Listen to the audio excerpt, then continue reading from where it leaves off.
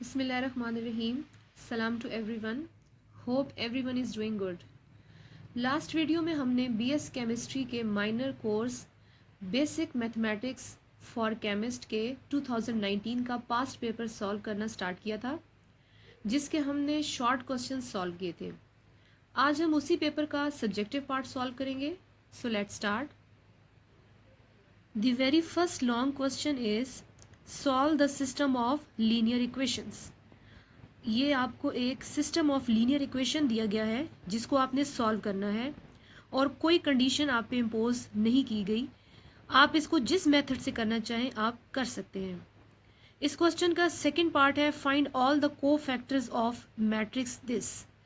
अगर आप इस मैट्रिक्स को गौर से देखें तो ये असल में इसी सिस्टम ऑफ लीनियर इक्वेशंस का कोफिशिएंट मैट्रिक्स है। सबसे पहले हम सिस्टम ऑफ लीनियर इक्वेशंस को मैट्रिक्स फॉर्म में लिखेंगे। ये कोफिशिएंट मैट्रिक्स है।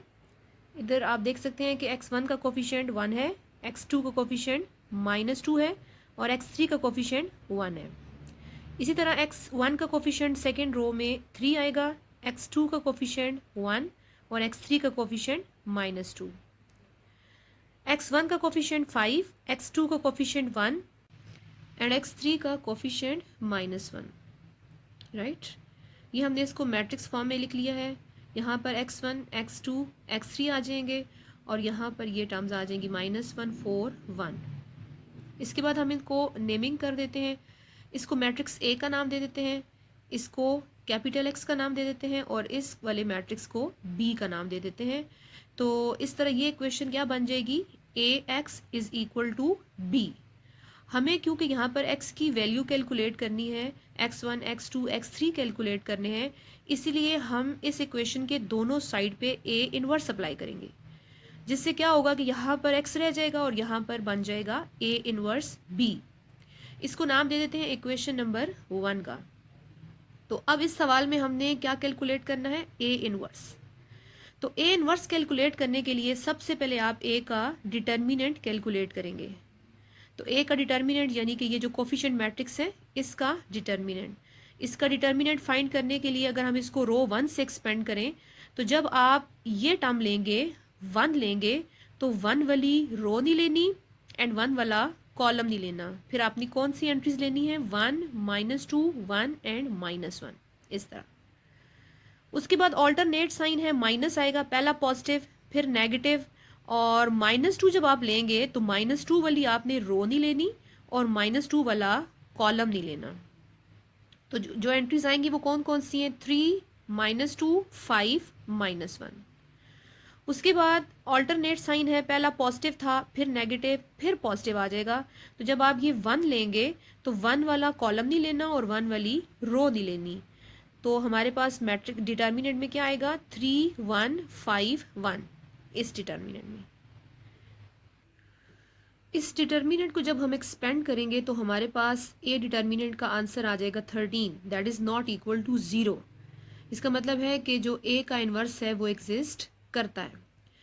तो को फैक्टर ऑफ ए फाइंड करने के लिए सबसे पहले हम a11 लिखेंगे और a11 का फार्मूला होगा -1 की पावर 1 + 1, यानी जो कुछ यहाँ पर सबस्क्रिप्ट में है आप उसको यहाँ पर ऐड कर देंगे। यानी अगर 1 1 है तो 1 + 1।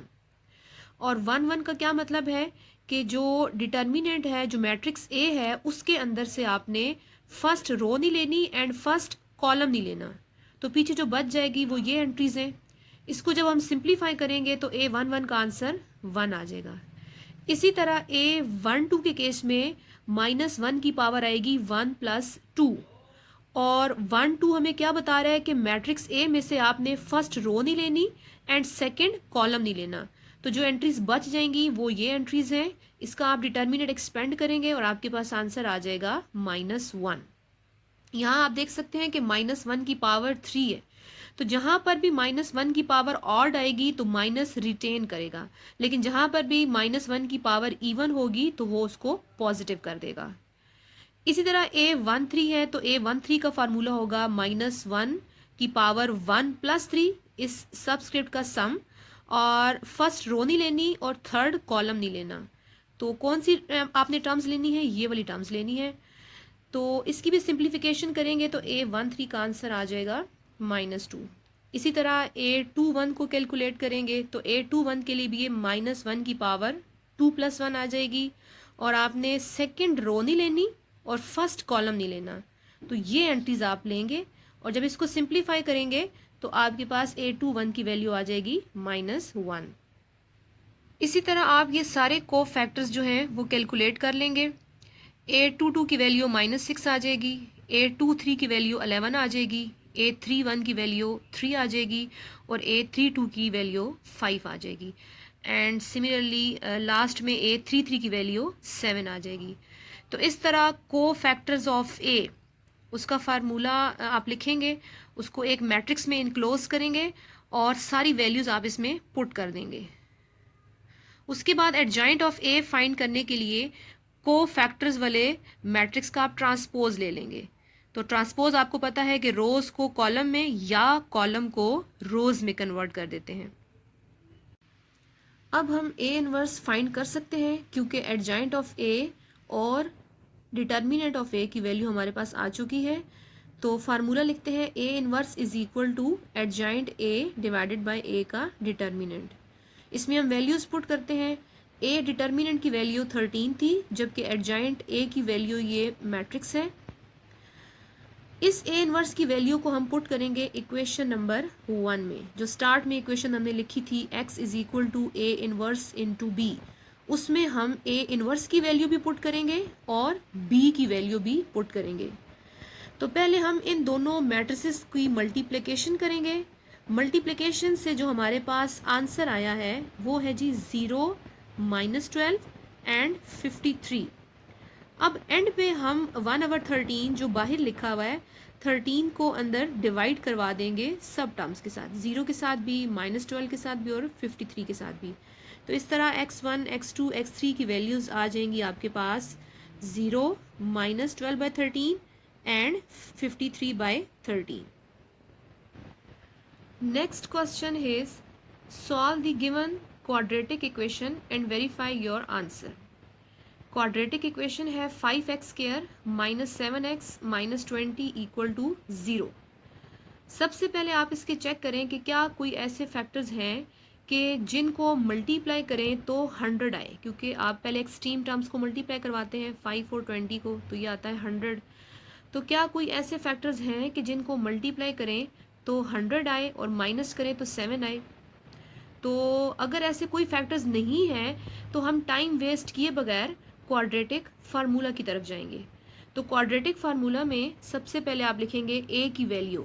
ए की वैल्यू जो एक्स स्क्वायर का कोफिशिएंट है वो ए होता है, यहाँ पर ए की वैल्यू 5 है। इसी तरह जो एक्स का कोफिशिएंट है वो बी है, तो यहाँ पर बी की वैल्यू -7 है। और इसी तरह जो कांस्टेंट टर्म है -20 वो सी है। क्वाड्रेटिक फार्मूला हम लिखेंगे -b plus minus √b² -4ac whole divided by 2a। ये तीनों वैल्यूज a, b, c, इन तीनों वैल्यूज को हम इसमें पुट करेंगे एंड आफ्टर सिंप्लीफिकेशन हमारे पास x की ये वैल्यू आ जाएगी। अब हमने इसकी वेरिफिकेशन भी करनी है, तो वेरिफिकेशन करने के लिए हम सबसे पहले पहली वैल्यू लेंगे यानी कि 7 प्लस √449 डिवाइडेड बाय 10 और उसको हम अपने क्वेश्चन में पुट कर देंगे। अगर क्वेश्चन में पुट करने से क्वेश्चन सेटिस्फाई हो गया तो हमारा आंसर वेरीफाई हो जाएगा। तो हम पुट करते हैं अपने क्वेश्चन में।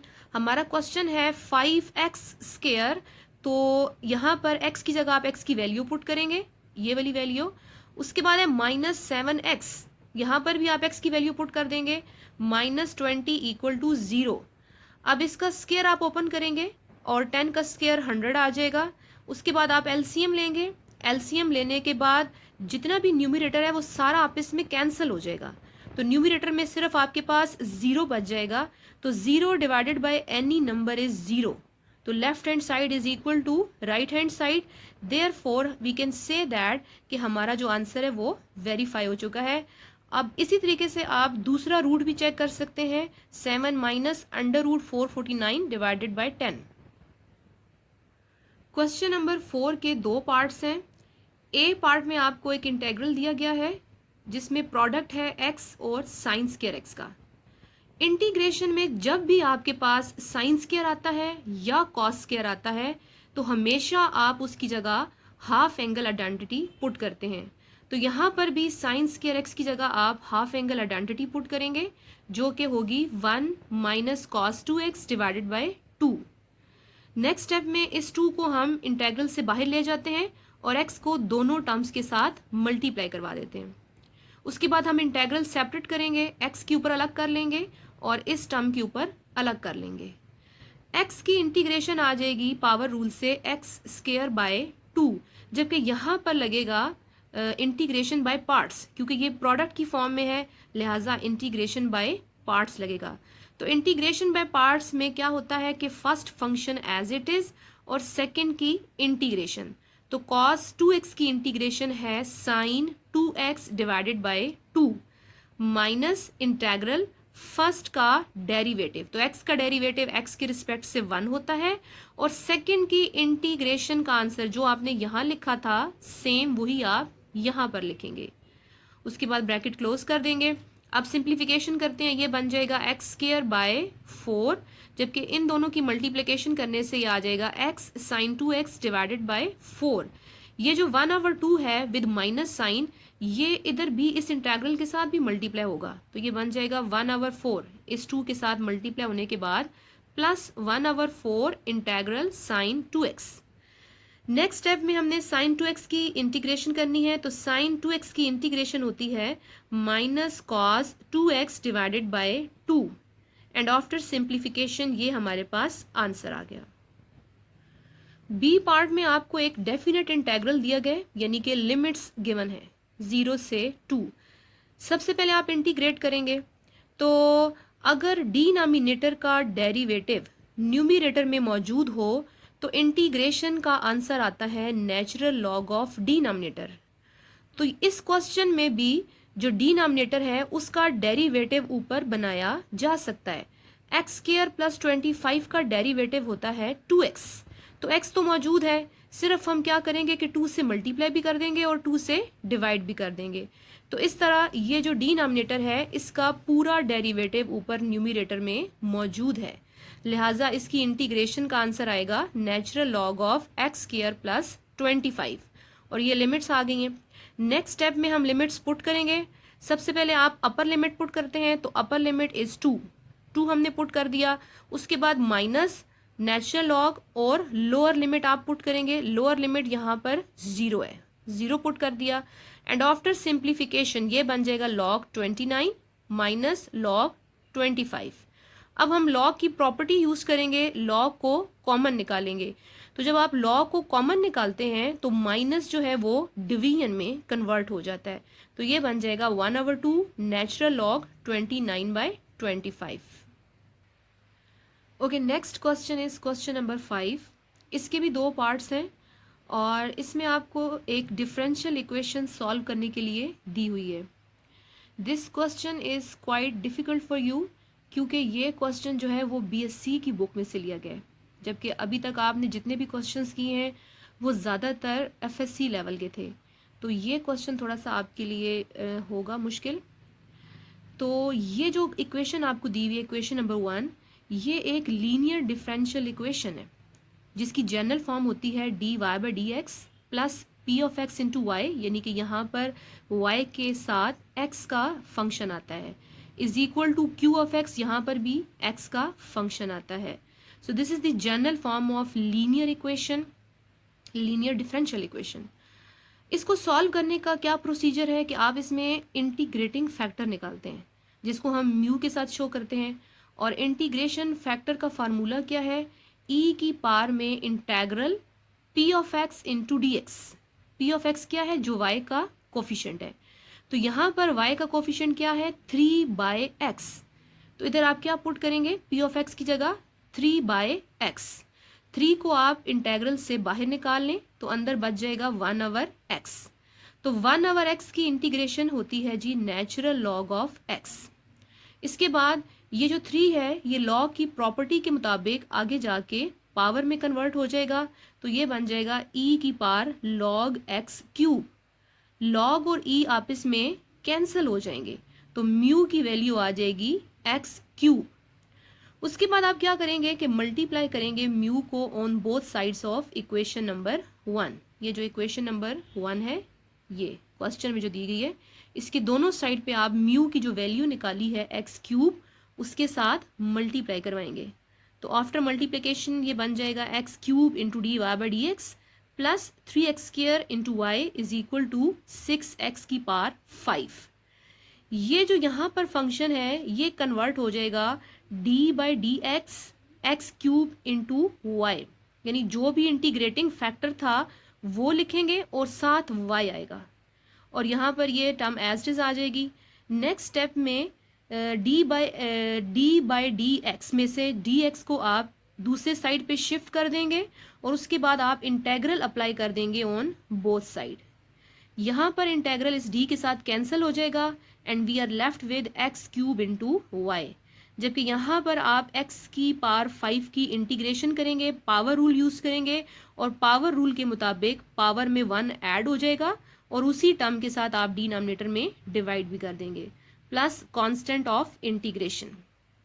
ये 6 इस 6 के साथ कैंसिल हो जाएगा तो एक्स क्यूब वाई इक्वल आ जाएगा x6 प्लस सी। तो y की वैल्यू निकालने के लिए x क्यूब को आप इन दोनों टर्म्स के साथ डिवाइड करवा देंगे, तो यहाँ ये आंसर आ जाएगा y is equal to x cube plus c divided by x cube.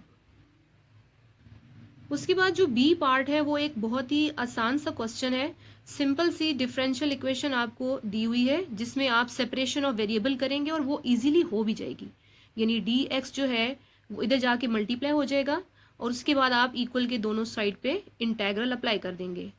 इसको आपने यहाँ पर कुछ भी नहीं है तो इट मीन्स दैट के 1 इज देयर, तो 1 की इंटीग्रेशन y के रिस्पेक्ट से क्या आएगी, y आएगी, और इसी तरह एक्स स्क्वायर की इंटीग्रेशन आएगी एक्स क्यूब बाई 3 और 1 की इंटीग्रेशन x के रिस्पेक्ट से आएगी x plus constant of integration. So this is the answer.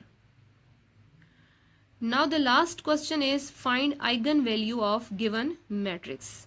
Matrix ये गिवन है, इसकी आपने आइगन वैल्यूज फाइंड करनी है। इसका नाम हमने लेट कर लिया है a।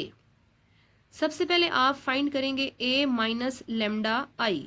इसमें a जो है वो गिवन मैट्रिक्स है, लेमडा कोई स्केलर है, जबकि i जो है वो आइडेंटिटी मैट्रिक्स है, सेम उसी ऑर्डर का जिस ऑर्डर का मैट्रिक्स a है, यानी कि 3/3 का आइडेंटिटी मैट्रिक्स।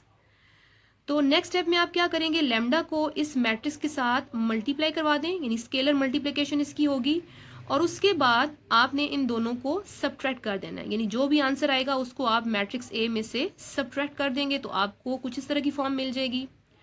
उसके बाद हम लिखेंगे characteristic equation. This is the characteristic equation जिसमें आप a माइनस लेमडा आई का डिटर्मिनेंट लेते हैं। तो a माइनस लेमडा आई की हमने यहाँ पर वैल्यूज लिख दी हैं। उसके बाद हम इसको एक्सपेंड करेंगे, और इसको एक्सपेंड करना, डिटर्मिनेंट को एक्सपेंड करना हम ऑलरेडी जो फर्स्ट क्वेश्चन था, फर्स्ट लॉन्ग क्वेश्चन, उसमें सीख चुके हैं। तो इस तरह आप एक्सपेंड करेंगे एंड आफ्टर सिंप्लीफिकेशन आपके पास lambda cube minus 7 lambda square plus 11 lambda minus 5 equal to 0, ये इक्वेशन बन जाएगी। जब आप इसकी सारी कैलकुलेशंस करेंगे तो ये इक्वेशन आपके पास बन जाएगी। फिर आपने इस क्यूबिक इक्वेशन जिसमें वेरिएबल लेमडा है उसको सॉल्व करना है। तो सॉल्व करने के डिफरेंट तरीके हैं, आप इसको सिंथेटिक डिवीजन से भी कर सकते हैं, इसके अलावा फैक्टर थ्योरम से भी कर सकते हैं, और इसके अलावा आप कैलकुलेटर से भी कर सकते हैं, क्योंकि आप लोग केमिस्ट्री के स्टूडेंट्स हैं और ज़्यादातर का जो बैकग्राउंड है वो मेडिकल का है, तो मैथ्स का इतना बैकग्राउंड आपका नहीं है, तो आप इसको डायरेक्ट जो है कैलकुलेटर से भी सॉल्व कर सकते हैं। तो आपके पास लेमडा की ये 3 वैल्यूज़ आ जाएगी, क्योंकि क्यूबिक इक्वेशन है लिहाजा उसके 3 आंसर्स आएंगे। लेमडा 1 की वैल्यू 5, लेमडा 2 की वैल्यू 1, लेमडा 3 की वैल्यू भी 1। So these are the eigen values of given matrix A.